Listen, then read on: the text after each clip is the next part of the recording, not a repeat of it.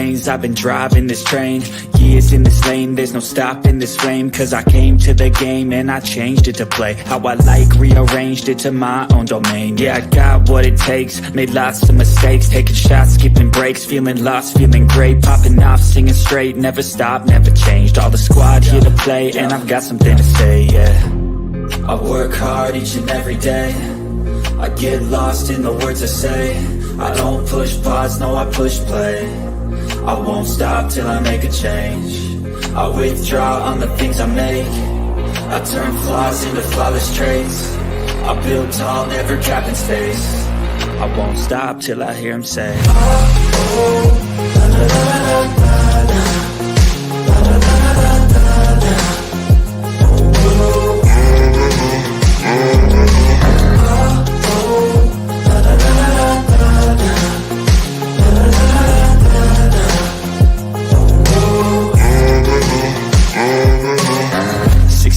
And I'm up again. I got tired eyes, need a cup of blend. That's right, in the AM, that's my only friend. No light, just a...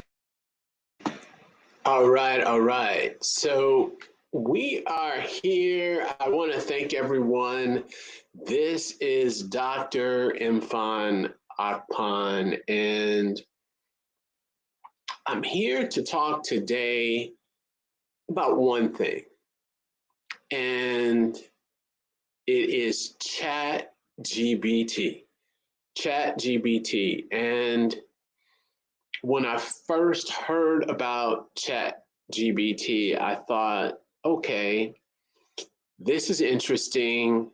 And I underestimated it. I did not think it would be as good as it is.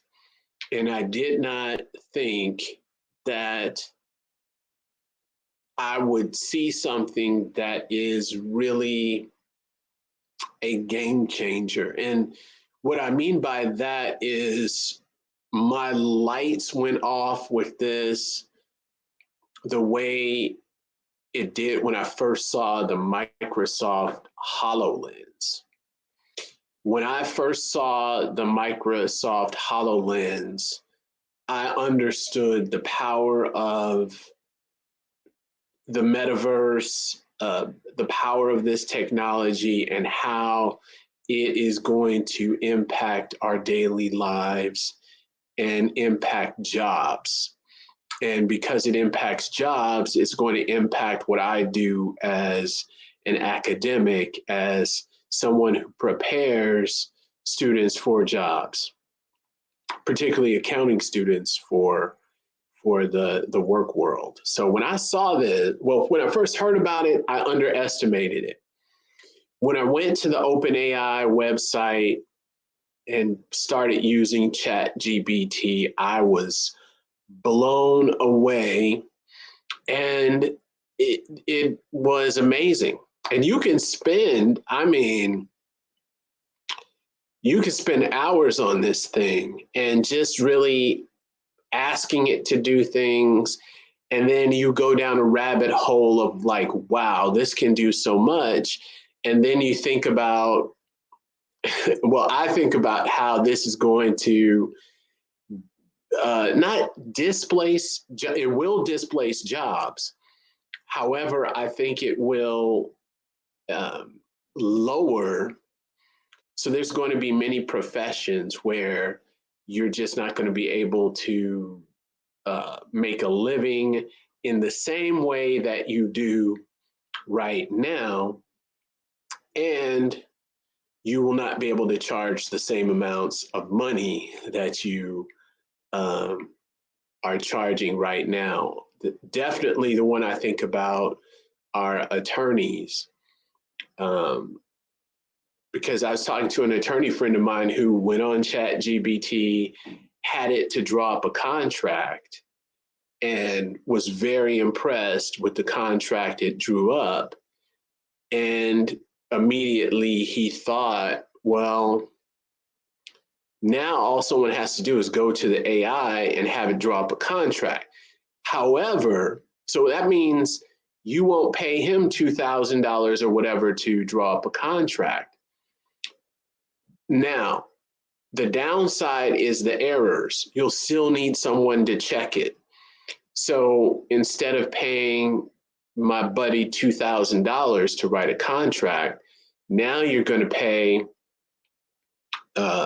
him $200 just to check it, to make sure everything is all right. So that's a big difference. And that's a game changer. And literally, you can tell it to write things, and within 10 seconds, you'll have a whole contract, you'll have computer code. So it was amazing. So the next thing that came to mind was, well, wait a minute. I'm an accounting professor. Students have homework. We have online learning. So students have discussion board posts that they're supposed to write, keyword that they're supposed to write.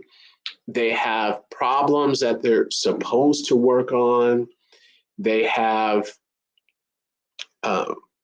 quizzes that they're supposed to take. And if you think about the online learning, so asynchronous, synchronous, you got blended, you got hybrid. And even if it is an in-person course, you still have the students doing their homework at home. And okay, they're taking a quiz. You can go to ChatGPT on your phone. So immediately I began thinking about, what can I do differently, because this is now in the world. You have this AI that can do homework, quiz, test problems for students, write discussion posts for them. It's there and it's free. So what can you do? You know what? So that was my next step, is to think about, okay, now that I know this, how can I change things moving forward? Or what would I do differently, knowing that students have access to all of this answers, not information? And if you think about this, this happened with the internet. So we got LegalZoom. That really impacted the legal profession. TurboTax impacted the accounting profession, because at one point, to do your taxes, you would have to go to an accountant and have them to actually do it. Now, you can pretty much, if it's really something simple and straightforward, just do it in the software yourself.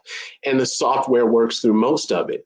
And with many of those software tax programs, you can just call a technician, specialist, and they can walk you through certain things if you have issues. And then, there's different levels of, complication where you would need to speak with someone or talk to someone, but that's not the majority.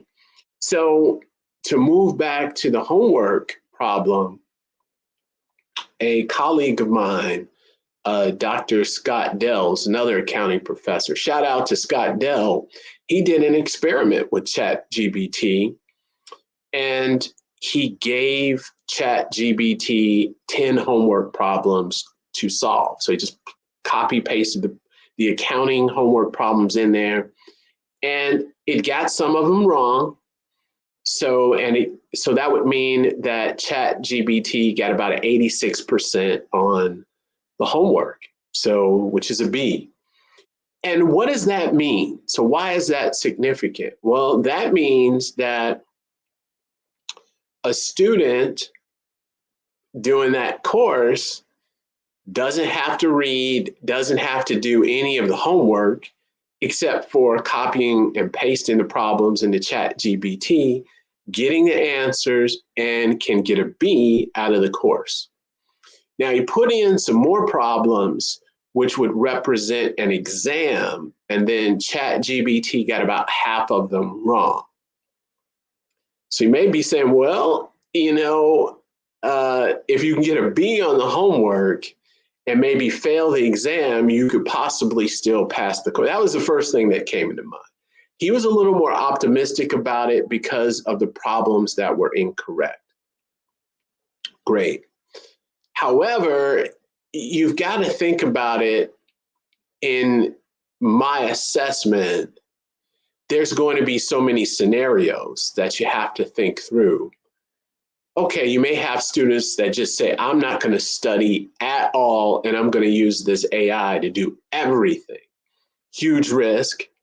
Um, they may, but they've got to come to class. They've got it. So let's say that happens, and you get a B on the homework. Depending on how it's weighted, the student may still pass the class without having read or did anything and just copied into an AI. Now, that's one scenario, but you may have other scenarios where students are actually doing the work, however, and doing well, but however, when it gets to something challenging or they don't know, they just go and get the answer. That may come back to bite them on the exam, but they know enough, on certain areas, and they may not do as well on the exam, but they have studied and they have done things or reading and done some of the homework. So they can still, again, pass the class. So I think it's not just the fact we'll have students who will do absolutely nothing. I think there's a middle ground where we may see students, when they get a bump in the road, they can fall back on the AI, the ChatGPT or whatever other AI, because there's other ones that have popped up as well. And they could use that to help them to get through some challenging areas, definitely to write papers, discussion board posts, particularly if they're busy. So I don't think combating this is the issue. So in other words, trying to fight this, that's like trying to fight the internet, or I don't think we can fight it. But I do think we need to wrap our heads around it and understand it. And I know you're probably saying, well, what is the solution? What do you think we can do? I'm still pondering this and looking to understand it. A few things that came to mind is that what'll start happening is pop quizzes. So you'll be asking people questions in class orally. So you'll have oral exams or pop quizzes, or you'll have some sort of what I use in my accounting classes where they'll have to actually put together, plug in numbers and do the calculation, prepare the financial statements in that way. So if they don't know, if they haven't studied anything, there's no or very little, it would be challenging for them to put together the calculate net income, and then calculate retained earnings, and then put together a balance sheet and things like that. So it'd be hard for them to do that, and potentially oral quizzes. So you have oral quizzes or pop quizzes in that way. I think that will be more apparent. And it's not to combat the AI, it's to be able to know what the students are actually learning. Because if everyone has access to the AI for free and can have it to answer problems, you don't know who's using it and who's not. Really, that's what it comes down to: vetting who's using it and who's not, and who's actually learning the material. What I do think is that now actual knowledge is going to be at a premium. So we look at this as a negative, but I mean, the positive is that people who actually know the stuff will be at a premium, because knowing it, understanding nuance around it, so things you just can't simply calculate, I think that will be at a very high premium. And what will start to happen is that higher and higher levels of education will be, or intensive levels of education will be demanded, because everybody has access to getting answers for most things. So the value that someone would bring would be a high level of knowledge and a high level of expertise in a certain area. So is ChatGPT, oh, my other thing I just wanted to add to that is that, so in my assessment right now, many of my students haven't even heard of ChatGPT. So I think the technology is there, however, the awareness isn't. And I think it will take also more time for a broader spectrum of, at least in my case, students to be aware of it and how it works, and then to actually use it. So to change their behavior, I think that'll take time. It won't take long, but however, I think it will take time. And funny, so I was I was on a Zoom with one of my classes and telling the students about ChatGPT. And then one of the students like, I think I heard about it. What does it do? And once I explained it, I mean, her voice, she was so happy. She's like, I'm looking it up right now. Wow, you can answer. That is great. And it's free. So I think that it is interesting to note that. I keep saying one more thing. The other thing I was going to say is that back on the point with Scott Dell and his experiment with the homework, is that you got to realize they have it open and answering questions so it can learn more.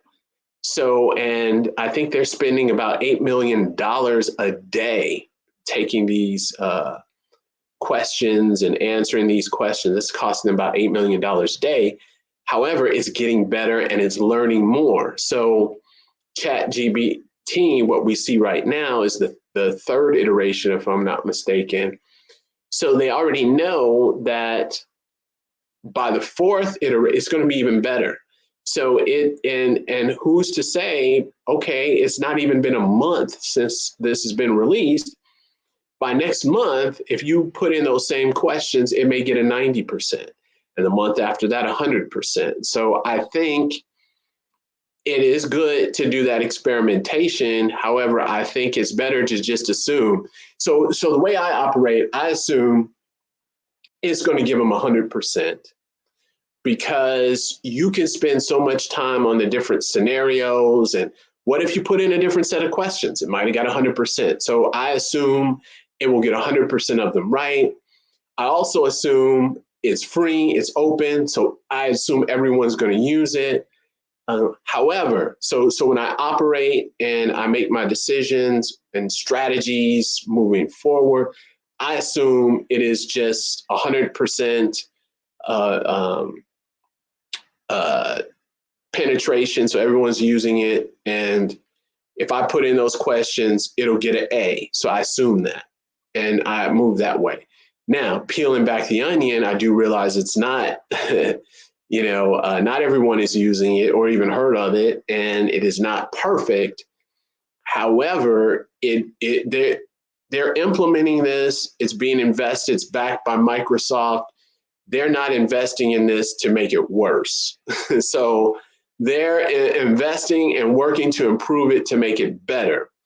So if I'm going to stay ahead of this thing, I have to assume when I operate that it's already way ahead, and that way I can keep pace with it. And that's where my mindset comes with that. So I'd love to know what you think. Please, your comments, your inboxes, and emails, I really appreciate it. So thank you very much. Have an amazing, amazing week.